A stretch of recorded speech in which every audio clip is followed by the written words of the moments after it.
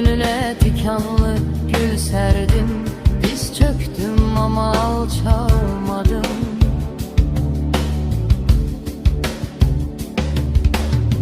Senin zərifliyinə baxır, nuru görəndə dayanmağa başladım. Ben təkcə öldürən olmadım, sen təkcə yaşadan yok.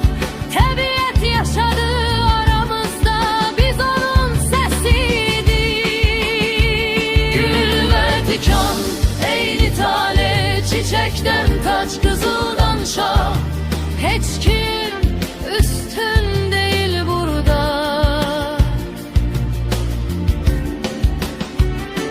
Gül ve dikan, eyni an, kan ve nur bir nefeste.